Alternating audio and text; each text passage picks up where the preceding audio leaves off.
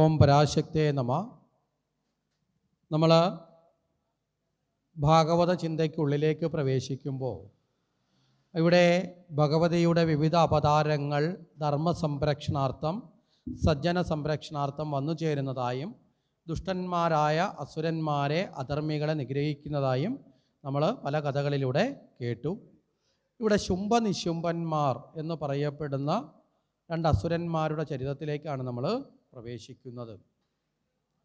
ഇവിടെ പ്രഹ്ലാദൻ എന്ന് പറയപ്പെടുന്ന ഭഗവാൻ വിഷ്ണുവിൻ്റെ ഭക്തനായിരുന്ന നരസിംഹമൂർത്തിയുടെ അവതാരത്തിന് കാരണമായിരുന്ന പ്രഹ്ലാദൻ്റെ മക്കളാണ് ശുംഭനിശുംഭന്മാരായി വരുന്നത്. ഇവിടെ പ്രഹ്ലാദന് മറ്റ് രണ്ട് മക്കൾ കൂടിയുണ്ട്. അതിലൊന്ന് ബാഷ്കളൻ എന്ന് പറയുന്ന ആളാണ്. ഈ ബാഷ്കളനാണ് മുമ്പ് മഹിഷാസുരൻ്റെ സൈനാധിപനായി ഒപ്പം കൂടി ദേവിയുടെ കൈകൾ കൊണ്ട് തന്നെ മരണപ്പെട്ടത്. അപ്പോൾ സ്വന്തം അനുജനെ വധിച്ചതുകൊണ്ട്, അതുപോലെ തന്നെ തൻ്റെ പിതാവിനെയും ഭഗവാൻ വിഷ്ണു ആണല്ലോ വധിച്ചത്. ഭഗവാൻ വിഷ്ണു പിതാവിനെയും സാക്ഷാൽ മഹാലക്ഷ്മിയായി ദേവി വന്ന് ബാഷ്കളനെയും വധിച്ചത്, അനിയനെയും വധിച്ചതിൻ്റെയൊക്കെ ദേഷ്യം കൊണ്ട് ഇവിടെ ശുംഭനിശുംഭന്മാർ വളരെ അസുര പ്രമാണിമാരായി മാറി, ഭഗവത് നിന്ദകന്മാരായി മാറി. മറ്റൊരു പുത്രനായിരുന്ന വിരോചനൻ ഭഗവാന്റെ ഭക്തനായി. ആ വിരോചനൻ്റെ പുത്രനാണ് നമ്മൾ പിന്നീട് മഹാബലിയായിട്ടൊക്കെ അറിയപ്പെടുന്ന ആളായിട്ടും മാറുന്നത്. ഈ ശുംഭനിശുംഭന്മാർ ഈ ഹിരണ്യകശിപു മരിച്ചതോടുകൂടി നരസിംഹമൂർത്തിയെ ഭയന്ന് അസുരന്മാരെല്ലാം പല വഴിക്ക് ഓടി ഒളിച്ചു. അസുരന്മാർ പല ലോകങ്ങളിലായി പോയി അഭയം തേടി പല ഭാഗങ്ങളിലായി ഓടി ഒളിച്ചു. അങ്ങനെ ഇരിക്കുമ്പോഴാണ് ഈ ഹിരണ്യകശിപുവിൻ്റെ പുത്രന്മാരായ ശുംഭനിശുംഭന്മാർ അവർ ഭൂമിയിലേക്ക് വന്ന് അവർ ബ്രഹ്മദേവനെ തപസ് ചെയ്തു. ബ്രഹ്മദേവനെ സംബന്ധിച്ചിടത്തോളം ഈ അസുരന്മാരായാലും ദേവന്മാരായാലും മനുഷ്യനാണെങ്കിലും ദൃഢമായി തപസ് ചെയ്താൽ ബ്രഹ്മദേവൻ എന്ത് ചെയ്യും? കനിയും, വരം കൊടുക്കും. ബ്രഹ്മാവ് സൃഷ്ടിയുടെ ദേവനാണ്. അതുകൊണ്ട് എല്ലാവരെയും തുല്യമായിട്ട് ആര് കാണും?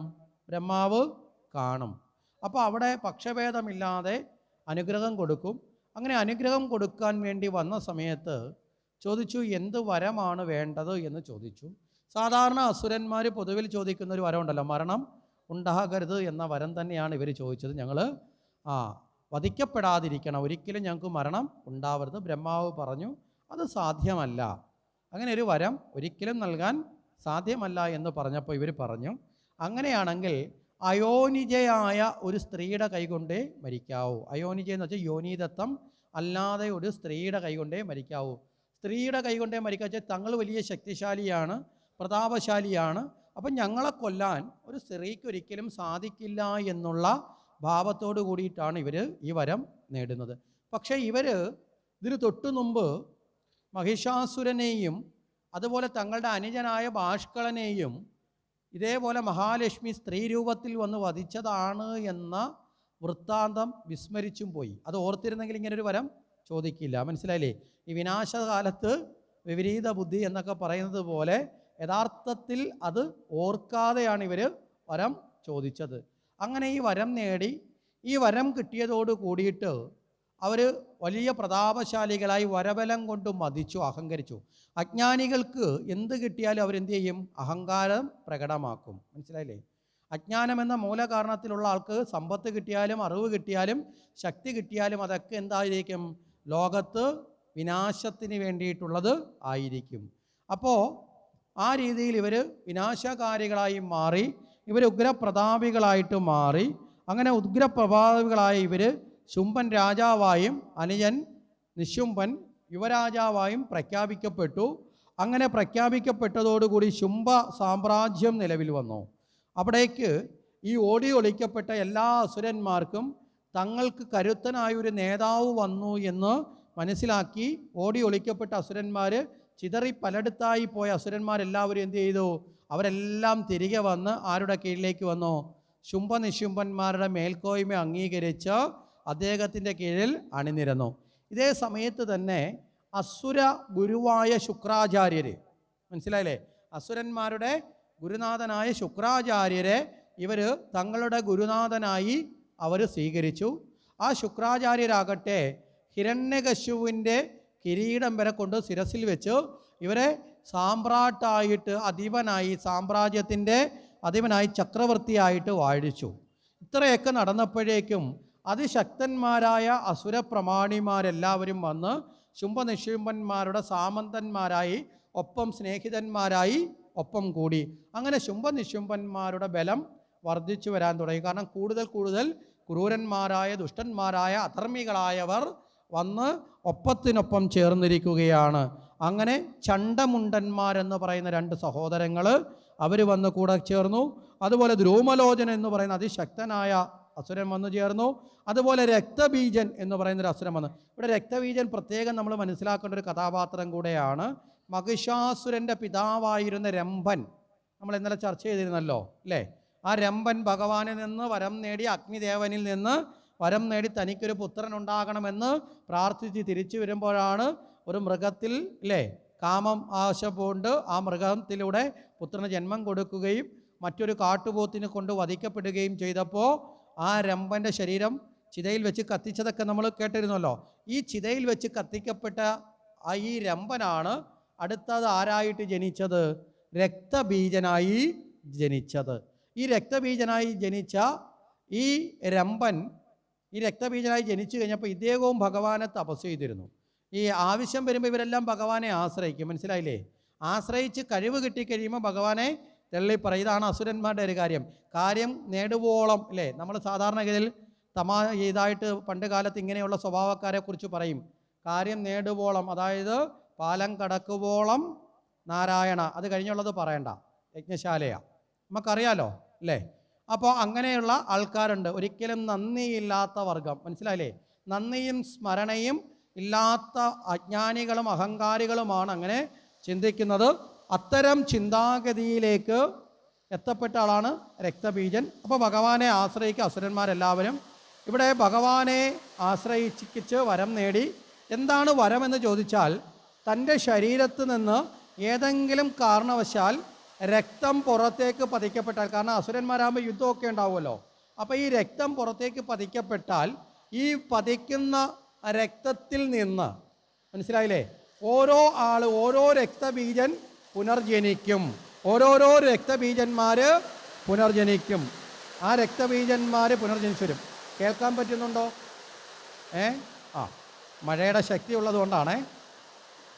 അപ്പോൾ ഈ രക്തബീജന്മാർ ഓരോരുത്തരായിട്ട് പുനർജനിച്ച് വന്ന് അവരും കൂടി ഈ യുദ്ധത്തിൽ അണിചേരും. അങ്ങനെ ഒരാളെ വധിക്കാൻ ശ്രമിച്ചാൽ അയാളെ രക്തം എത്ര തുള്ളി പുറത്തേക്ക് വീഴുന്നുവോ അത്രയും രക്തബീജന്മാർ വർദ്ധിച്ചു വരും. നമ്മളൊന്ന് ആലോചിച്ച് നോക്കുക അതിൻ്റെ ഒരു ഭാവം എന്ന് പറഞ്ഞത്. ഒരു പക്ഷേ ഇതൊക്കെ കണ്ടിട്ടായിരിക്കും നമ്മളെ നാട്ടിലെ രാഷ്ട്രീയക്കാരൊക്കെ മുദ്രാവാക്യം വിളിക്കാൻ തുടങ്ങിയത്.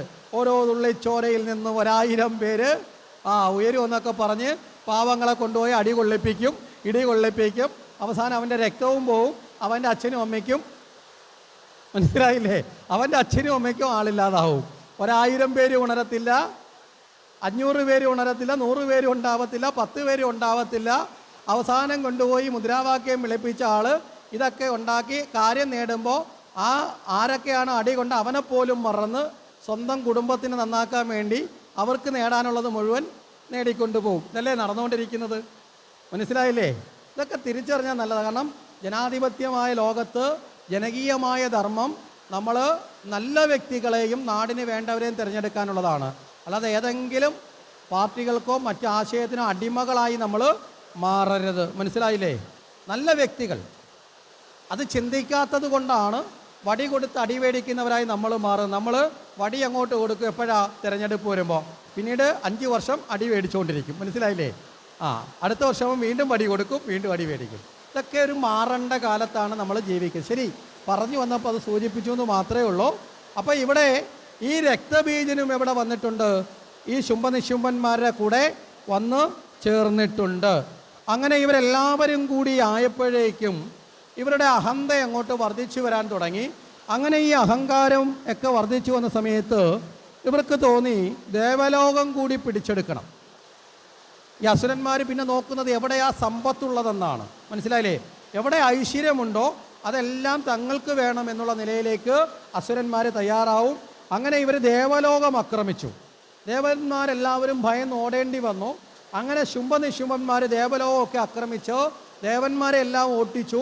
അത് കഴിഞ്ഞ് രംഭതിലോത്തമമാരെ എല്ലാം അവരുടെ ദാസിമാരാക്കി മാറ്റി. അവിടെ ദേവന്മാരുടെ പ്രവർത്തികളെല്ലാം ഞങ്ങൾ ചെയ്തു കൊള്ളാം എന്നൊക്കെ അങ്ങോട്ട് പ്രഖ്യാപിച്ച് അങ്ങനെ ദേവലോകത്ത് ആ സുധർമ്മ എന്ന് പറയുന്ന ദേവലോകം അങ്ങോട്ട് അടക്കി വാഴാൻ തുടങ്ങി. അങ്ങനെ ദേവന്മാർ ഭയന്ന് പല വഴിക്ക് പ്രച്ഛന്നവേഷരായി ജീവിക്കേണ്ടി വന്നു. കാരണം എവിടെങ്കിലും ദേവനാണ് എന്ന് തിരിച്ചറിഞ്ഞാൽ ശുംഭൻ്റെ സൈന്യം എന്തു ചെയ്യും? വധിക്കും.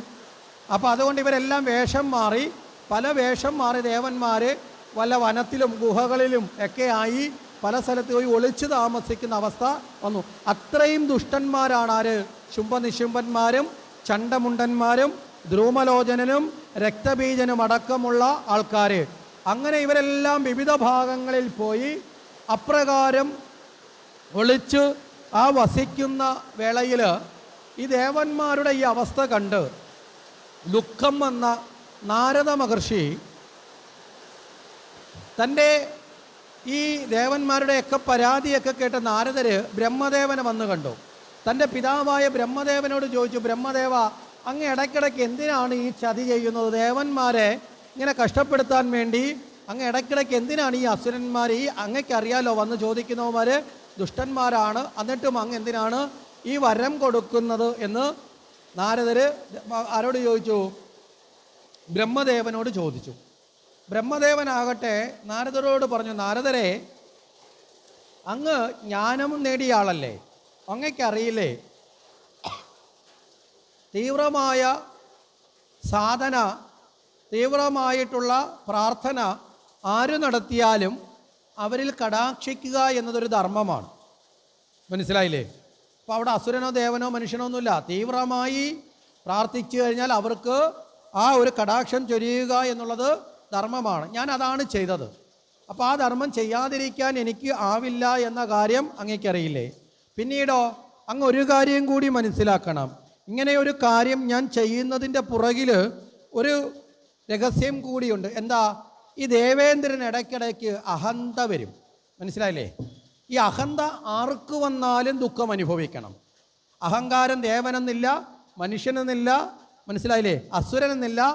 ഏതൊരു വ്യക്തിയിൽ അഹങ്കാരമുണ്ടായാലും ആ അഹങ്കാരത്തിൻ്റെ ദുഃഖം വന്നു ചേരും.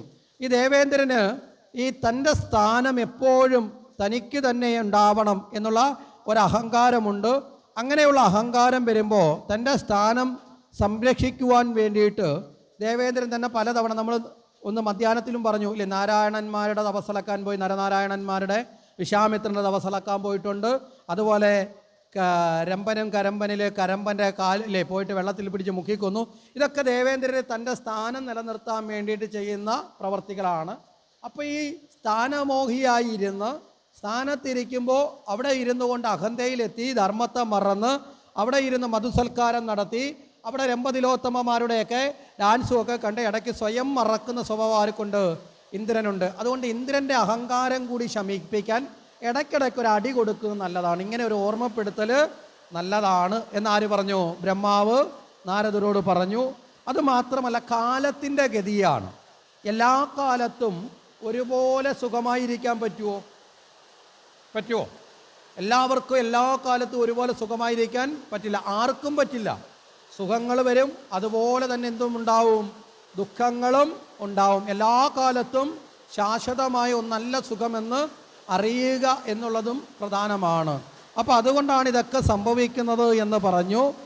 പിന്നീട് പറയുന്നു, ദേവേന്ദ്രൻ്റെ ഇന്ദ്രപദവി ശാശ്വതമല്ല, അത് ഓരോ കാലത്തും മാറി മാറി വരും. സാവർണി മനുവിൻ്റെ കാലത്ത് യഥാർത്ഥത്തിൽ ഈ പ്രഹ്ലാദൻ്റെ, മനസ്സിലായില്ലേ, കൊച്ചുമകനായ മഹാബലി തന്നെ ഇന്ദ്രനായി പോലും വരും. അപ്പോൾ അതുകൊണ്ട് ഇന്ദ്രപദവി ശാശ്വതമല്ല എന്ന അറിവ് ആർക്കില്ല? ഇന്ദ്രന് ഇല്ല. അപ്പോൾ ഇന്ദ്രനും ഇത് തിരിച്ചറിയാൻ വേണ്ടിയിട്ടാണ് ഈ അനുഭവങ്ങൾ ഉണ്ടാകുന്നത് എന്നുകൂടി മനസ്സിലാവുന്നുണ്ടോ? അപ്പോൾ എന്നുകൂടി ആര് പറയുകയാണ്? ഇവിടെ ബ്രഹ്മദേവൻ നാരദരോട് പറഞ്ഞു. അപ്പോൾ ഇങ്ങനെ, അതായത് ജീവിതത്തിലൊരു ദുഃഖമുണ്ടാകുമ്പോൾ ആ ദുഃഖം എന്തുകൊണ്ടുണ്ടാകുന്നു എന്ന് മനസ്സിലാക്കി, മനസ്സിലായില്ലേ, ആ ദുഃഖം ഉണ്ടാകുന്നതിൻ്റെ കാരണത്തിൽ നിന്ന് രക്ഷപ്പെടുക എന്നുള്ളതാണ് യഥാർത്ഥത്തിൽ നമ്മൾ ചെയ്യേണ്ടത്. അതാണ് ഇവിടെ ബോധിപ്പിക്കുന്നത്. അങ്ങനെ അതുകൊണ്ടാണെന്ന് പറഞ്ഞു. അപ്പോൾ അത്തരത്തിൽ അതുകൊണ്ടാണ് ഇന്ദ്രന് ഈ ഒരു അവസ്ഥ. ഇനി ഇന്ദ്രനെ രക്ഷിക്കണമെങ്കിൽ തന്നെ അത് ആകെ സാധിക്കുന്നത് ആരെയാണ്? ദേവന്മാരെയൊക്കെ രക്ഷിക്കണമെങ്കിൽ ഇനി പരാശക്തി രൂപിണിയായ ഭഗവതിക്ക് മാത്രമേ സാധിക്കുള്ളൂ. എന്താ? അയോനിജയായ അയോനിജയായ സ്ത്രീക്ക് മാത്രമേ ഈ ശുംഭനിശുംഭന്മാരെ വധിക്കാൻ സാധിക്കുകയുള്ളൂ. അതുകൊണ്ട് ഇനി ദേവന്മാരോട് പോയി നാരദർ അങ്ങ് പറയുക, എന്തു വേണം? ആരെ അഭയം പ്രാപിക്കണം? ഭഗവതിയെ അഭയം പ്രാപിക്കുക. വേറെ ഒരു രക്ഷാകവചവും വേറെ ഇല്ല എന്ന് ബോധ്യപ്പെടുത്താൻ പറഞ്ഞു. അങ്ങനെ നേരെ ഈ നാരദ മഹർഷി ദേവന്മാരുടെ അടുത്തെത്തി ദേവന്മാരോട് പറഞ്ഞു, അല്ലയോ ദേവന്മാരെ, നിങ്ങൾക്കിനി രക്ഷ പ്രാപിക്കണമെങ്കിൽ നിങ്ങൾ ആരെ പ്രാർത്ഥിക്കുക? സാക്ഷാൽ ഭഗവതിയെ പ്രാർത്ഥിക്കാൻ പറഞ്ഞു. അങ്ങനെ ഇതിനു വേണ്ടി ഇവരെല്ലാവരും കൂടി ഹിമവൽ തടത്തിൽ ഒരുമിച്ച് ചേർന്നു.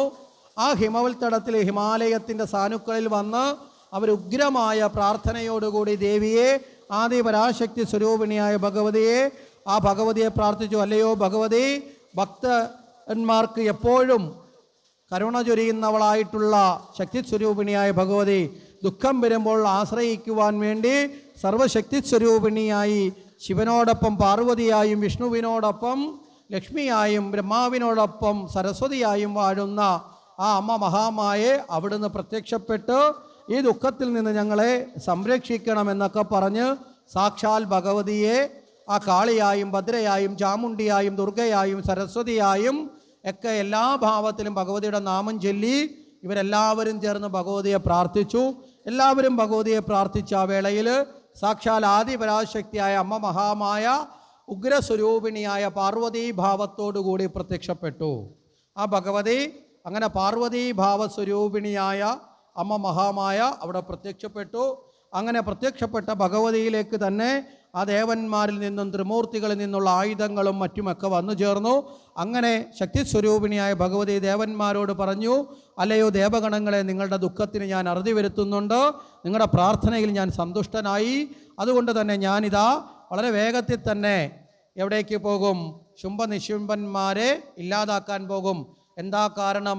ഇവിടെ ശുംഭനിശുംഭന്മാരെ അവരെ ശുദ്ധീകരിക്കേണ്ടതും എൻ്റെ ആവശ്യമാണ്. കാരണം ശ്രീകരു വിഷ്ണുവിൻ്റെ ഭക്തനായിരുന്നു ആര്? പ്രഹ്ലാദൻ. ആ പ്രഹ്ലാദൻ്റെ മക്കളാണ് ശുംഭനിശുംഭന്മാർ. ഒരിക്കലും ഭഗവാൻ കൊടുത്ത വരമനുസരിച്ച് ഇവർ മോശക്കാരായിരിക്കാൻ പാടില്ല. പക്ഷേ കാലത്തിൻ്റെ ഗതി കൊണ്ട്, കർമ്മത്തിൻ്റെ ഗതി കൊണ്ട്, ഇവരുടെ സഹവാസം കൊണ്ടും ഇവർ മോശപ്പെട്ടവരായി മാറി. അതുകൊണ്ട് തന്നെ നിഗ്രഹിച്ച് ഇവരെ ഞാൻ എന്ത് ചെയ്യണം? മോചിപ്പിക്കണം. മനസ്സിലായില്ലേ? അവർക്ക് മോക്ഷഗതിയിലേക്ക് കൊടുക്കണം എന്ന് കൂടിയുണ്ട്. അതുകൊണ്ട് തന്നെ ശുംഭനിശുംഭന്മാരെ വധിക്കേണ്ടത് എൻ്റെ കർത്തവ്യമാണ് എന്നുകൂടി ഞാൻ ചിന്തിച്ചു മനസ്സിലാക്കുന്നു. അതുകൊണ്ട് ഞാനിതാ വളരെ വേഗത്തിലേക്ക് പോവുകയാണെന്ന് പറഞ്ഞ് ഇവരെ അനുഗ്രഹിച്ചുകൊണ്ട് നേരെ ഈ അമ്മ മഹാമായ അവിടെ നിന്ന് പുറപ്പെട്ടു. എവിടേക്ക്? ശുംഭനിശുംഭന്മാരുടെ കോട്ടയ്ക്ക് സമീപത്തേക്ക്. പോകുന്ന വഴിയിൽ തന്നെ ആ ഭഗവതിയിൽ നിന്ന് കാളികാരൂപം, കറുത്ത ഉഗ്രസ്വരൂപിണിയായ കാളിയും മായിട്ടൊരു രൂപം കൂടി പ്രത്യക്ഷപ്പെട്ടു. അങ്ങനെ വേതാളവാഹിനിയായ കാളിയും സിംഹവാഹിനിയായ പരാശക്തി രൂപിണിയായ അമ്മ ഗൗരിയും രണ്ടുപേരും കൂടി എവിടേക്കെത്തി? ശുംഭനിശുംഭന്മാരുടെ കോട്ടയ്ക്ക് സമീപത്തൊരു വനമുണ്ട്. ആ ചുറ്റുമുള്ള വനപ്രദേശത്തെത്തി. അവിടെ എത്തിയ സമയത്ത് കാളിക വീണ്ടും ആരിൽ ലയിച്ചു? ഈ ഭഗവതിയിൽ ലയിച്ചു. ഈ ഭഗവതിയാകട്ടെ അവിടെ ഒരു വൃക്ഷത്തിൽ ഒരു സ്വർണം കൊണ്ടൊരു ഊഞ്ഞാല് കെട്ടി ആ ഊഞ്ഞാലിനകത്തിരുന്ന് ഊഞ്ഞാലാടാൻ തുടങ്ങി. ആ ഊഞ്ഞാലിങ്ങനെ ആടുമ്പോൾ അഴിച്ചിട്ട കാർക്കൂന്തലും ആ വസ്ത്രങ്ങളുമൊക്കെ ഇങ്ങനെ കാറ്റത്തിങ്ങനെ ഇളകിയാടുമ്പോൾ വലിയ സുഗന്ധപൂരിതമായി ആ സൗന്ദര്യം ഇങ്ങനെ ആര് കണ്ടാലും ആകർഷിക്കുന്ന രീതിയിൽ ആ അമ്മയുടെ സൗന്ദര്യവും കാർക്കൂന്തലുമൊക്കെ ഇങ്ങനെ ആ ഉല്ലസിപ്പിച്ചുകൊണ്ട് പ്രകടിപ്പിച്ചുകൊണ്ട് ഇങ്ങനെ ഊഞ്ഞാലാടി രസിക്കുകയാണ്. അങ്ങനെ ഊഞ്ഞാലാടിക്കൊണ്ട് അമ്മ ഇങ്ങനെ ഊഞ്ഞാലാടുന്ന വേളയിൽ ഈ ശുംഭനിശുംഭന്മാരുടെ പടനായകന്മാരായിട്ടുള്ള ചണ്ടമുണ്ടന്മാർ അവരിടയ്ക്കിടയ്ക്ക് ഈ കോട്ടയ്ക്ക് പുറത്ത് വന്ന് എല്ലാ സ്ഥലത്തും ഒന്ന് കറങ്ങും. എന്തിനാ? ഈ ദേവന്മാരെങ്ങാനും ഒളിച്ചു വന്ന് തങ്ങളെ ആക്രമിക്കാൻ ഏതെങ്കിലും സമയത്ത് വരുന്നുണ്ടെങ്കിൽ കണ്ടുപിടിക്കാൻ വേണ്ടിയിട്ട് അങ്ങനെ വന്നിട്ട് ഇവർ ഈ നിരീക്ഷണം നടത്താൻ വേണ്ടിയിട്ട് വരും. അങ്ങനെ നിരീക്ഷണത്തിന് വരുന്ന സമയത്താണ് ചണ്ടമുണ്ടന്മാർ കാണുന്നത് ഇതാ വനത്തിൽ അതീവ സുന്ദരിയായി, അവിടെ അതിനെക്കുറിച്ച് അവർ പറയുന്നത് നിത്യയൗവന സുന്ദരി എന്നാണ് പറയുന്നത്. നിത്യയൗവനം, മനസ്സിലായില്ലേ? ഒരിക്കലും നശിക്കാത്ത യൗവനം തുളുമ്പി നിൽക്കുന്ന സുന്ദരീഭാവത്തിൽ ഇതാ ഒരു പെൺകുടി ഇരുന്ന് ഊഞ്ഞാലാടുന്നു. സ്വർണം കൊണ്ടുള്ള ഊഞ്ഞാലിലായതുകൊണ്ട് ഇവൾ സമ്പന്നയാണ്. മനസ്സിലായില്ലേ? അസുരന്മാർ കണക്കൂട്ടുന്ന അസുരന്മാർ ആദ്യം നോക്കുന്ന എന്തിനെയാണ്? സമ്പത്തിനെയാണ്. സ്വർണം കൊണ്ട് ഊഞ്ഞാല് കെട്ടാൻ പാവപ്പെട്ട വീട്ടിലെ പെണ്ണിന് സാധിക്കുമോ? സാധിക്കില്ല. അപ്പം സ്വർണം കൊണ്ട് ഊഞ്ഞാല് കെട്ടി സർവ്വ ആഭരണങ്ങളും പട്ടുവസ്ത്രങ്ങളും ഒക്കെ ധരിച്ചിരിക്കുന്നത് കൊണ്ട് ഏതോ സമ്പന്നയാണ്. പിന്നെയോ സൗന്ദര്യം കൊണ്ടും, മനസ്സിലായില്ലേ, അതീവ സൗന്ദര്യവതിയുമാണ്. അപ്പോൾ ഇവർക്ക് തോന്നി രാജാവായ ശുംഭന് ഈ സുന്ദരിയായ സ്ത്രീയെ വിവാഹം കഴിപ്പിച്ചു കൊടുക്കാൻ ഞങ്ങൾ കാരണക്കാരായാൽ ശുംഭന് ഞങ്ങളോടുള്ള സ്നേഹം കൂടി വരും. മനസ്സിലായില്ലേ? ഞങ്ങളോടുള്ള അടുപ്പം കൂടി വരും. അതുകൊണ്ട് വളരെ വേഗത്തിൽ എവിടെ ചെന്ന് ഇവർ രണ്ടുപേരും കൂടി ശുംഭൻ്റെ അടുത്ത് ചെന്നു. ശുംഭൻ്റെ അടുത്ത് ചെന്നിട്ട് പറഞ്ഞു. അപ്പോൾ ശുംഭൻ വരുമ്പോഴേ ചോദിക്കുന്നുണ്ട്, സ്നേഹിതരെ, നിങ്ങളുടെ മുഖമൊക്കെ വളരെ സന്തോഷത്തോടു കൂടി ഇരിക്കുന്നല്ലോ, എന്താണ് നിങ്ങൾക്ക് പറയാനുള്ളത് എന്ന് ചോദിക്കുമ്പോൾ ചെന്ന് പറയും, ഞങ്ങളിങ്ങനെ വനത്തിലൂടെ വരുമ്പോൾ ആ വനത്തിൽ വെച്ച് പറഞ്ഞറിയിക്കാൻ പറ്റാത്ത അത്ര സൗന്ദര്യത്തോടു കൂടിയ മനോഹരമാർന്ന ഒരു കാഴ്ച കണ്ടു. ഈ ത്രിലോകങ്ങളിൽ പോലും രംഭയും തിലോത്തമയും ഒക്കെ നമ്മൾ കണ്ടിട്ടുണ്ട്, ഉർവശിയൊക്കെ കണ്ടിട്ടുണ്ട്. അവരിൽ ഒരാളിലും കാണാൻ പറ്റാത്ത അത്ര സൗന്ദര്യത്തോടു കൂടിയ ഒരു പെൺകുട്ടി, ഒരു നിത്യ യൗവന സ്വരൂപിണിയായി സർവാഭരണ വിഭൂഷിതയായി വർണ്ണിക്കാൻ പറ്റാത്ത തരത്തിൽ മനോഹരിയായ ഒരു പെൺകുട്ടി ഇതാ സ്വർണം കൊണ്ടുള്ള ഒരു ഊഞ്ഞാലിരുന്ന് ഊഞ്ഞാലാടുന്നു. അങ്ങയ്ക്ക് യോജിച്ച പട്ടമഹിഷിയാണവൾ. മനസ്സിലായില്ലേ? അങ്ങയ്ക്ക് ഇതിനേക്കാൾ നല്ലൊരു ഭാര്യയെ വേറെ കിട്ടാനില്ല. ശുംഭനും വളരെ സന്തോഷമായി. ഇത്രയും സുന്ദരിയായ ഒരു ആളിനെ തൻ്റെ ഭഗ്നിയാക്കാൻ വേണ്ടി കൂട്ടു നിന്നുകൊണ്ട് ഇവരെ സന്തോഷത്തോടെ ഇവരോട് സ്നേഹമൊക്കെ പ്രകടിപ്പിച്ചു. അങ്ങനെ ആ സ്നേഹമൊക്കെ പ്രകടിപ്പിച്ചതിന് ശേഷം ഇത്തരത്തിൽ വളരെ മനോഹരമാർന്ന അവളെ നേടിപ്പോകാൻ ഏതൊരാളും ആഗ്രഹിക്കും. വളരെ വേഗത്തിൽ തന്നെ അങ്ങ് പോയിട്ട് എന്ത് ചെയ്യണം? ആ പെൺകുട്ടിയെ വിവാഹം കഴിക്കണം. ഈ ഒളിച്ചും പാത്തുമൊക്കെ നടക്കുന്ന ദേവന്മാരാരെങ്കിലും കണ്ടാൽ ചിലപ്പോൾ അവരാരെങ്കിലും തട്ടിപ്പിടിച്ചുകൊണ്ട് പോകും. യക്ഷന്മാർ കണ്ടാൽ ചിലപ്പോൾ ഏതെങ്കിലും തരത്തിൽ തട്ടിക്കൊണ്ടുപോകാൻ സാധ്യതയുണ്ട്. അതിനൊക്കെ മുമ്പ് അങ്ങ് പോയിട്ട് ഈ പെൺകുട്ടിയെ വിവാഹം കഴിക്കണം. എന്നിട്ട് ശുംഭനോട് അവർ പറയുകയാണ്, അങ്ങയുടെ കയ്യിൽ കുബേരൻ്റെ ഏറ്റവും പ്രധാനപ്പെട്ട നിധികുംഭമുണ്ട്. പത്മം എന്ന നിധികുംഭം കുബേരനെ തോൽപ്പിച്ച് അങ്ങ് നേടിയെടുത്തിട്ടുണ്ട്. അതുകൂടാതെ അങ്ങയുടെ കയ്യിൽ സാക്ഷാൽ ബ്രഹ്മദേവൻ്റെ വിമോഹനം എന്ന വിമാനവും അങ്ങ് നേടിയിട്ടുണ്ട്. അതുപോലെ തന്നെ യമൻ്റെ ഹോമദണ്ഡും അങ്ങ് എന്ത് ചെയ്തിട്ടുണ്ട്? നേടിയിട്ടുണ്ട്. അതുപോലെ വരുണൻ്റെ വജ്രപാശവും അങ്ങ് സ്വന്തമാക്കിയിട്ടുണ്ട്. അതുപോലെ തന്നെ അങ്ങ് വെൺകൊറ്റ കൊടയും ഇന്ദ്രൻ്റെ സർവസ്വവും എല്ലാം തന്നെ അങ്ങ് എവിടെ നിന്ന് മറ്റുള്ളവരിൽ നിന്ന് പിടിച്ച് എടുത്തിട്ടുണ്ട്. പക്ഷേ അതെല്ലാം ഉണ്ടായിട്ടും കാര്യമില്ല. അതിനേക്കാളും അങ്ങയോടൊപ്പം ആരാ വരേണ്ടത്? ഈ സ്ത്രീയാണ് വന്നു ചേരേണ്ടത് എന്ന് പറഞ്ഞു. ഈ സുന്ദര സൗന്ദര്യ രത്നം അങ്ങ് അണിയണം, അതായത് അങ്ങ് പത്നിയാക്കി സ്വീകരിക്കണം. ഇങ്ങനെയുള്ള വാക്കുകളൊക്കെ കേട്ട സമയത്ത് ശുംഭനും തോന്നി അതെന്നാൽ പിന്നെ ആയിക്കോട്ടെ എന്ന് പറഞ്ഞു. അദ്ദേഹം തൻ്റെ മന്ത്രിമാരിൽ വളരെ ബുദ്ധിമാനായ മന്ത്രിയായ സുഗ്രീവൻ എന്ന് പറയുന്നൊരു മന്ത്രിയുണ്ട്. ഈ സുഗ്രീവൻ എന്ന മന്ത്രിയോട് പറഞ്ഞു, അവിടെ പോയി തന്ത്രപൂർവം ഇവ കാര്യങ്ങളൊക്കെ തിരക്കി ഈ പെൺകുട്ടി ആരാണെന്നറിഞ്ഞ് എൻ്റെ പട്ടമഹിഷിയാകാനുള്ള ക്ഷണം നടത്താൻ പറഞ്ഞു. അപ്പോൾ അങ്ങനെ ഈ സുഗ്രീവൻ നേരെ എവിടേക്കെത്തി? സുഗ്രീവൻ നേരെ വന്ന് ഈ ശുംഭനിശുംഭ ഈ പറയുന്ന ഈ ഭഗവതി ഇരുന്ന് ഊഞ്ഞാലാടുന്ന സ്ഥലത്ത് വന്നു. അവിടേക്ക് വരുമ്പോഴത്തേക്ക് കാളി രൂപമൊക്കെ മാറി ഭഗവതി മാത്രമാണ് അവിടെ നിൽക്കുന്നത്. അവിടെ ഒരു സിംഹം ഇങ്ങനെ നിൽപ്പുണ്ട്, ഭഗവതിയുടെ വാഹനം. സിംഹത്തെ കണ്ട് ആദ്യം ഒന്ന് ഭയന്നെങ്കിലും പിന്നീട് അദ്ദേഹം അതൊക്കെ മാറ്റി വെച്ചുകൊണ്ട് നേരെ ചെന്നു. ഈ പെൺകുട്ടിയോട് ചോദിച്ചു, നീ ആരാണ്? നീ ആര് തന്നെയാണെങ്കിലും നിനക്കൊരു വലിയ ഭാഗ്യവും കൊണ്ടാണ് ഞാൻ വന്നിരിക്കുന്നത്. നിനക്ക് ഈ ത്രൈലോക്യത്തെയും അടക്കി വാഴുന്ന മഹാസാമ്രാട്ടായ ദേവ സ്ത്രീകൾ പോലും കൊതിക്കുന്ന സാക്ഷാൽ ശുംഭൻ്റെ ഭാര്യയാകാൻ ഉള്ളൊരവസരമുണ്ട്. അങ്ങനെ ശുംഭൻ്റെ പട്ടമഹിഷിയാവാൻ നീ എൻ്റെ കൂടെ വന്നാലും നിന്നെ കാത്ത് ശുംഭൻ കാത്തിരിക്കുകയാണ് എന്നുള്ള കാര്യങ്ങളൊക്കെ പറഞ്ഞു. നിനക്ക് ഏറ്റവും യോജിച്ച ഭർത്താവായിരിക്കും ആര്? ഇത്രയും നിൻ്റെ സൗന്ദര്യത്തെ സംരക്ഷിക്കുവാൻ ഉള്ള ശക്തിയും സമ്പത്തും പരാക്രമവും ഒക്കെ ആർക്കാ ഉള്ളത് ഇന്ന് ഈ ലോകത്ത്? ശുംഭന് മാത്രമാണെന്ന് നിനക്കറിയില്ലേ, അതുകൊണ്ട് നീ വന്നാലും എന്ന് പറഞ്ഞ് ക്ഷണിച്ചു. ഇവിടെ ദേവിയാകട്ടെ ഒരു പുഞ്ചിരിയോടുകൂടി പുഞ്ചിരിച്ചുകൊണ്ട് ദേവി പറഞ്ഞു, നിങ്ങളുടെ ചക്രവർത്തിയുടെ ഭാര്യയാകുന്നതിൽ എനിക്ക് സന്തോഷമേ ഉള്ളൂ. ഇത്രയും കഴിവൊക്കെയുള്ള, ഇത്രയും പരാക്രമമുള്ള, അല്ലേ, ദേവന്മാരെപ്പോലും പരാജയപ്പെടുത്തിയ ശക്തിമാനായ ഇങ്ങനെ യോഗ്യനായ ഒരാളിനെ ഭർത്താവായി കിട്ടാൻ ആരും മോഹിക്കും? അതുകൊണ്ട് എനിക്കും നിങ്ങളുടെ ഈ ചക്രവർത്തിയായ ശുംഭൻ്റെ ഭാര്യയാവാൻ ഞാൻ മനസ്സുകൊണ്ട് തയ്യാറാണ്. പക്ഷേ എനിക്കൊരാഗ്രഹമുണ്ട്. എനിക്ക് ഒരാഗ്രഹമുണ്ട്. ഞാനത് പണ്ട് മുതലേ മനസ്സിൽ ഉറപ്പിച്ചതാണ്. എന്താണെന്ന് ചോദിച്ചാൽ, എന്നോട് യുദ്ധം ചെയ്ത് എന്നെ പരാജയപ്പെടുത്തുന്ന ആളിനെ മാത്രമേ ഞാൻ വിവാഹം കഴിക്കൂ. മനസ്സിലായില്ലേ? ചെറിയൊരാഗ്രഹമാണ്. എന്ത് ചെയ്യണം? എന്നോടൊന്ന് യുദ്ധം ചെയ്യണം. ആ യുദ്ധം ചെയ്ത് എന്നെ തോൽപ്പിച്ചാൽ ഞാൻ ആ ആളിനെ വിവാഹം കഴിക്കും. കാരണം എൻ്റെ ഭർത്താവ് ഒരു ധീരനാണ് എന്ന് മറ്റാരെയെങ്കിലും പരാജയപ്പെടുത്തിയത് പറഞ്ഞു കേൾക്കലല്ല എനിക്ക് വേണ്ടത്, നേരിട്ട് അറിയണം. ഇത് കേട്ടപ്പോൾ സുഗ്രീവൻ ഒന്ന് ചിരിച്ചു, പരിഹാസത്തിലൊരു ചിരി ചിരിച്ചു. സുഗ്രീവൻ ചോദിച്ചു, അതാണോ വലിയ കാര്യം? നീ ആരോടാ യുദ്ധം ചെയ്യണമെന്ന് പറയുന്നത്? ശുംഭനോടാണ്. ദേവന്മാർ പോലും ശുംഭനോട് യുദ്ധം ചെയ്യാനില്ല. ദേവന്മാർ സാധാരണ പേടിച്ചോടുമ്പോൾ ദേവന്മാരെ സഹായിക്കാൻ വേണ്ടി മഹാവിഷ്ണുവും ശിവനും ഒക്കെ രംഗത്ത് വരും.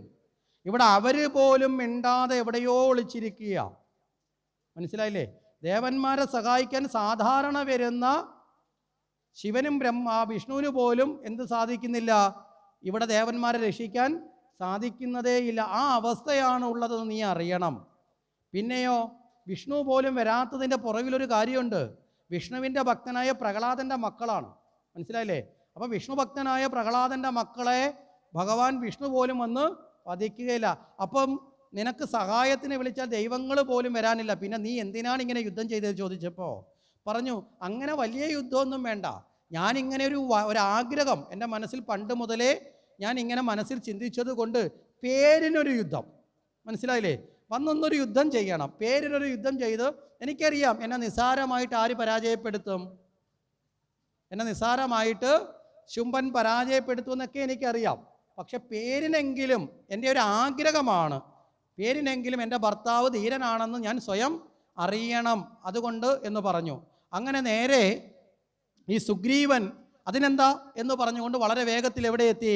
ശുംഭ നിശുംഭന്മാരുടെ കൊട്ടാരത്തിലെത്തി. ചോദിച്ചു, എന്തേ അവൾ വന്നില്ലേ? അപ്പോൾ പറഞ്ഞു, അല്ലയോ രാജാവേ, വരാൻ തയ്യാറാണ്, അങ്ങയെ വിവാഹം കഴിക്കുന്നതിനും മടിയൊന്നുമില്ല, അതിനൊക്കെ ആഗ്രഹമുണ്ട്. പക്ഷെ ഇങ്ങനെ ഒരു ആഗ്രഹം വെച്ചിട്ടുണ്ട്, അവരുടെ മനസ്സിൽ ഇങ്ങനെ ഒരു ആഗ്രഹമുണ്ട്, അവരെ വരിക്കുന്നവൻ ധീരനായിരിക്കണം, അവരോട് യുദ്ധം ചെയ്ത് ജയിക്കണം. മനസ്സിലായില്ലേ? ശുംഭൻ ഒന്ന് പൊട്ടിച്ചിരിച്ചുകൊണ്ട് ചോദിച്ചു, എലി പുലിയെ വെല്ലുവിളിക്കുന്നു. മനസ്സിലായില്ലേ? എലി പുലിയെ വെല്ലുവിളിക്കുന്നത് പോലെ ആയല്ലോ കാര്യങ്ങൾ. എന്നാലും കുഴപ്പമില്ല, ഇത്രയും ധൈര്യമുള്ളവൾ, മനസ്സിലായില്ലേ, എന്നോട് യുദ്ധം ചെയ്യണമെന്ന് മനസ്സുകൊണ്ടെങ്കിലും ഒന്ന് ആഗ്രഹിച്ചിട്ടുണ്ടെങ്കിൽ ഉള്ളിൽ പേടിയില്ലാത്തവളാണ്. അങ്ങനെയുള്ള സമർത്ഥയായ ഒരുവൾ എൻ്റെ ഭാര്യയായി വരണമെന്നാണ് എൻ്റെയോ ആഗ്രഹം. സാമർഥ്യമില്ലാത്തവൾ ഭാര്യയായി വന്നിട്ട് കാര്യമുണ്ടോ? സാമർഥ്യമുള്ളവൾ ഭാര്യയായി വരണം. അങ്ങനെ വരുമ്പോഴാണ് ഏതൊരു പുരുഷൻ്റെ ജീവിതത്തിൻ്റെ ഉയർച്ചയ്ക്കും ഒരു പങ്കാളിത്തം ആർക്കുണ്ടാവുന്നത്? ഭാര്യയ്ക്കുണ്ടാവുന്നത്. മനസ്സിലായില്ലേ? ഏതൊരു പുരുഷൻ്റെയും ബുദ്ധി കേന്ദ്രം എപ്പോഴും സാമർഥ്യമുള്ള ഭാര്യ ആയിരിക്കും. പണ്ട് നമ്മളൊരു ചെറിയ കഥയിൽ തന്നെ കേട്ടല്ലോ അല്ലേ, ഈ ചതുരംഗം കളിക്കുന്ന സമയത്ത് ഉന്തുന്തുന്തുന്ത് ആളയുന്തെന്നൊക്കെ പറഞ്ഞ് ജയിപ്പിച്ച കഥകളൊക്കെ നമ്മൾ കേട്ടിട്ടുണ്ട്. അനവധി ചരിതങ്ങൾ എങ്ങനെയുണ്ട്. സമർത്ഥയാണ് എപ്പോഴും സ്ത്രീ. പക്ഷേ ഒരു കുഴപ്പം മാത്രമുണ്ട്, വേണ്ട സമയത്ത് ആ ബുദ്ധി പ്രവർത്തിക്കത്തില്ല. സാമർഥ്യവും ബുദ്ധിക്കത്ത് ഏറ്റവും കൂടുതൽ സ്ത്രീകൾക്കാണ്. പക്ഷേ എല്ലാവരിലും വേണ്ട സമയത്ത് എന്ത് ചെയ്യില്ല, അത് പ്രവർത്തിക്കില്ല. അതാണ് ഒരു പ്രശ്നം എന്ന് പറയുന്നത്. പുരുഷന്മാരെക്കാൾ ബുദ്ധിമതികളാണ്. മനസ്സിരുത്തി കാര്യം ചെയ്താൽ വിജയിപ്പിക്കാനുള്ള കഴിവും ഏറ്റവും കൂടുതലുള്ള സ്ത്രീകൾക്കാണ്. മനസ്സിലായില്ലേ? പുരുഷന്മാർ ഇടയ്ക്കിടയ്ക്ക് ഇങ്ങനെ അക്കരെ പച്ച പോലെ ചാടിയൊക്കെ പോകും. പക്ഷേ സ്ത്രീകൾ അങ്ങനെയല്ല, ഒരു കാര്യത്തിൽ ഏർപ്പെട്ടാൽ അവരത് പൂർണ്ണമായും വിജയം നേടും. പക്ഷേ എല്ലാവരും ആ രീതിയിൽ ഉള്ള ഉറച്ച ബോധത്തിൽ ഏർപ്പെടുന്ന കാര്യത്തിൽ ആണ് പ്രശ്നം. അതാണ് അതിൻ്റെ ഒരു തടസ്സം. ശരി, ഇവിടെ പറഞ്ഞു വന്നത്, അങ്ങനെയാണെങ്കിൽ ശരി, നേരിട്ട് പോയി യുദ്ധം ചെയ്ത് കളയാം. അത്രയും സാമർഥ്യം അവൾക്കുണ്ടെങ്കിൽ അവളോട് യുദ്ധം ചെയ്യുന്നത് ഒരു രസമാണ്. അങ്ങനെ യുദ്ധം ചെയ്ത് തന്നെ അവളെ കീഴടക്കി ഭാര്യയാക്കി കളയാം. എന്തായാലും ജീവിതം എന്ന് പറയുന്ന ഒരു യുദ്ധമാണല്ലോ, അല്ലേ? ജീവിതം എന്ന് പറയുന്നത് ഒരർത്ഥത്തിൽ ഭാര്യ ഭർത്താക്കന്മാർ തമ്മിലുള്ള യുദ്ധമാണ് ജീവിതം എന്ന് പറയുന്നത്. പുറംലോകം അറിഞ്ഞില്ലെങ്കിലും പുറംലോകം അറിഞ്ഞുമൊക്കെ ഇടയ്ക്കിടയ്ക്ക് നല്ല ഘോര യുദ്ധം നടക്കാറില്ലേ, അല്ലേ? അടിയിടി മാത്രമല്ല, ആശയം കൊണ്ടുള്ള യുദ്ധം നടക്കും. ചില സമയത്ത് രണ്ടുപേരും അടുത്തോട്ട് വന്ന് ഇങ്ങനെ സജാതീയ രൂപങ്ങൾ അകന്നു പോകുമെന്നൊക്കെ പണ്ട് പഠിച്ചതുപോലെ ഇങ്ങനെ മുഖാമുഖം കണ്ടു കഴിഞ്ഞാൽ അങ്ങോട്ടും ഇങ്ങോട്ടും ഒക്കെ വെട്ടിത്തിരിഞ്ഞൊക്കെ പോകുന്ന പലതരത്തിലുള്ള യുദ്ധങ്ങളൊക്കെ വീടുകളിലുണ്ടാവും. അതുകൊണ്ട് പണ്ടുള്ളവർ അതിനൊരു സിമ്പിളായിട്ടൊരു ഉദാഹരണം കൂടി എടുത്തിട്ടുണ്ട്. എന്താ? ചട്ടിയും കലമാകുമ്പോൾ തട്ടിയും മുട്ടിയിരിക്കും എന്ന് ന്യായീകരണം കൊടുത്തു. എന്താടി നിൻ്റെ വീട്ടിൽ ഇന്നലെ വഴക്കുണ്ടായത്? അത് ചട്ടിയും കലാവുമ്പോൾ തട്ടിയും മുട്ടിയിരിക്കും, പിന്നെ ചോദിക്കത്തില്ലല്ലോ, അവിടെ വെച്ച് സ്റ്റോപ്പ്. ഇതിന് വേണ്ടിയിട്ട് അങ്ങനെ ഇതുണ്ട്. പക്ഷേ ചട്ടിയും കലാവുമ്പോൾ തട്ടിയും മുട്ടി ഇരിക്കുന്നത് നല്ലതാണ്, പക്ഷെ പൊട്ടാതെ നോക്കണം.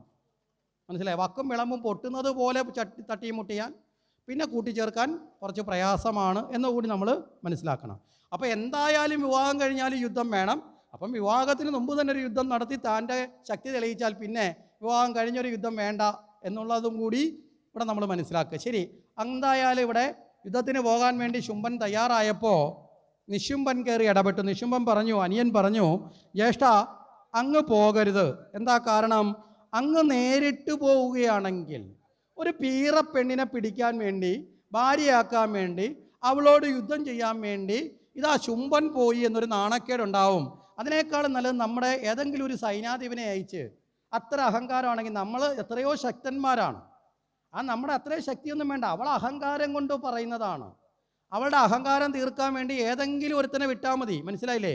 അങ്ങനെ ഏതെങ്കിലും ഒരാളിനെ വിട്ട് അവളെ പിടിച്ചു കെട്ടി ഇവിടെ കൊണ്ടുവന്നാൽ തീരാവുന്ന അഹങ്കാരമേ ഉള്ളൂ. അങ്ങൊരു പെണ്ണിന് വേണ്ടിയിട്ട് യുദ്ധം ചെയ്യാൻ പടയുമായി പോയെന്ന് പറഞ്ഞാൽ ദേവന്മാരെ തോൽപ്പിച്ചൊക്കെ നിൽക്കുന്ന അങ്ങയ്ക്കൊരു നാണക്കേടല്ലേ എന്നൊക്കെ പറഞ്ഞപ്പോൾ ശുംഭന് തോന്നി ശരിയാണ്. ശുംഭൻ ചോദിച്ചു, ആരെ വിടണം? അങ്ങനെ ദ്രുമലോചനൻ എന്ന് പറയപ്പെടുന്ന അദ്ദേഹത്തിൻ്റെ സൈനികനെ എവിടേക്ക് നിയോഗിച്ചു? ഈ ഭഗവതിയെ പിടികൂടി കൊണ്ടുവരാൻ വേണ്ടി വിട്ടയച്ചു.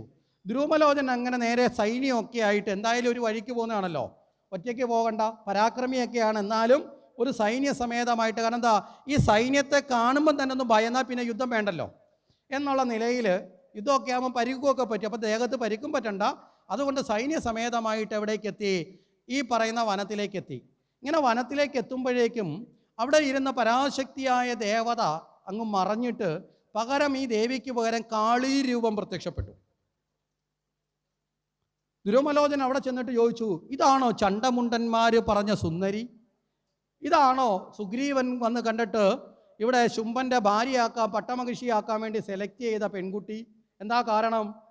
ഒരു ഭയാനക രൂപം, ആനത്തോലൊക്കെ ഉടുത്ത്, വലിയ ഉണ്ട കണ്ണും ഒക്കെ ആയിട്ട്, തനി കരുവാളിച്ച്, കറുത്ത് കരുവാളിച്ച്, കണ്ടാൽ തന്നെ ഭയമുളവാക്കുന്ന ഒരു രൂപത്തിലാണ് ആരിയ്ക്കുന്നത്?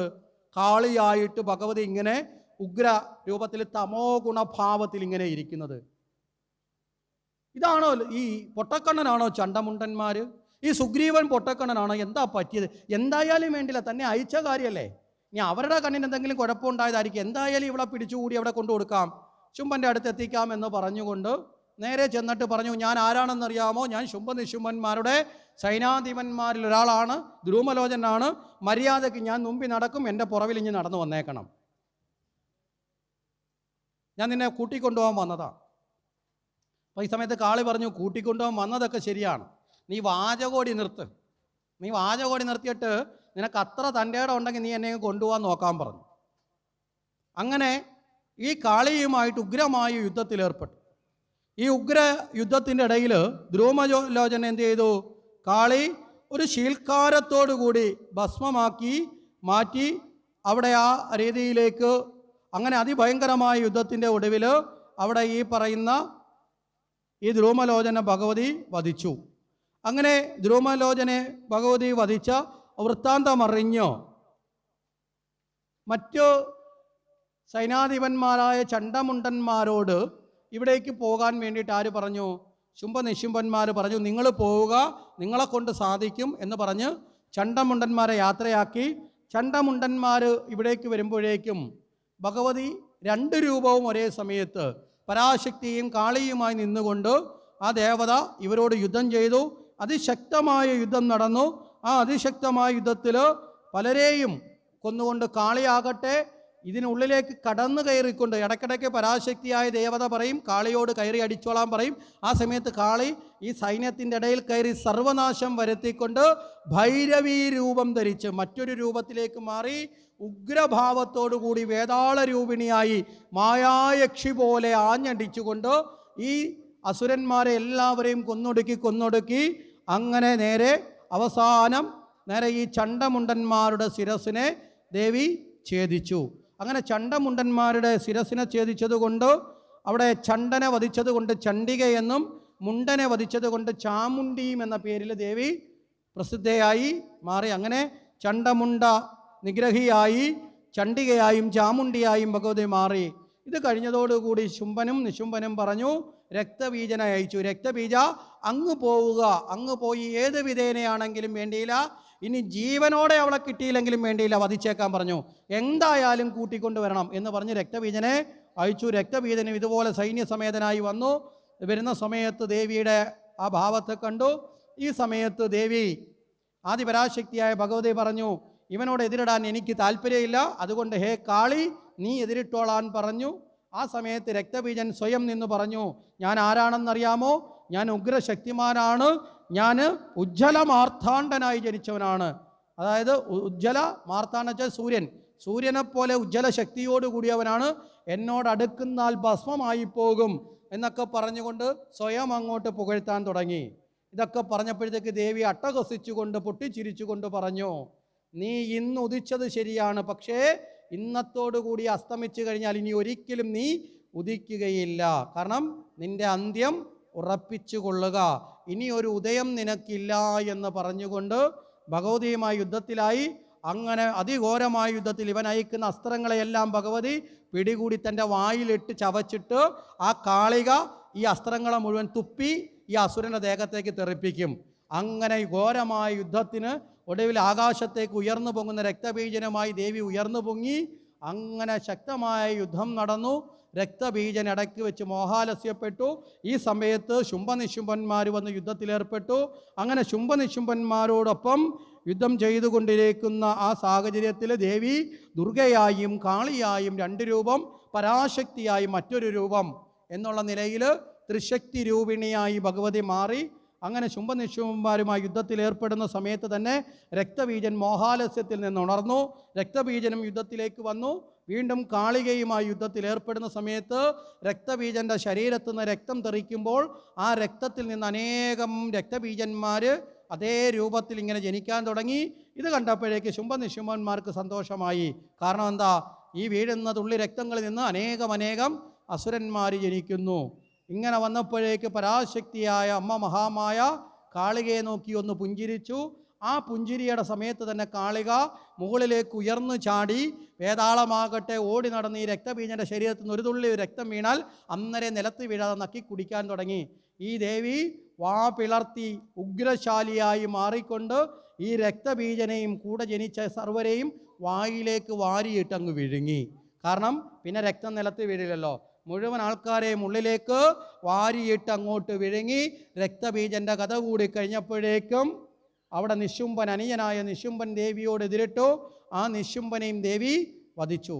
ഈ സമയത്ത് നിശുംഭനെ കാണുന്നില്ല, രക്തബീജനെ കാണുന്നില്ല. എന്ത് സംഭവിച്ചു എന്ന് ചോദിച്ചപ്പോൾ സാരഥി പറഞ്ഞു, അതാ അവരെല്ലാവരും മരിച്ച് അവരെല്ലാവരും ചത്തുമലച്ചു കിടക്കുന്നു എന്ന് പറഞ്ഞപ്പോൾ അവിടേക്ക് രഥം തെളിയിക്കാൻ പറഞ്ഞപ്പോൾ ഈ സാരഥി പറഞ്ഞു, ഈ സമയത്ത് അങ്ങ് അവിടേക്ക് പോകാതിരിക്കുക, കാലം ഉചിതമല്ല എന്ന് തോന്നുന്നു, അതുകൊണ്ട് അവിടേക്ക് പോകാതിരിക്കുക എന്ന് പറഞ്ഞ സമയത്ത് ഈ വിനാശകാലത്ത് വിപരീത ബുദ്ധി എന്നുള്ള ഒരു ഭാവം പോലെ ശുംഭൻ അവിടെ തർക്കിച്ചു. ശുംഭൻ പറഞ്ഞു, മരണത്തെ ഭയന്നോടുന്നവൻ ധീരനല്ല, മരണത്തെ ഭയന്നോടുന്നവൻ വീരനല്ല.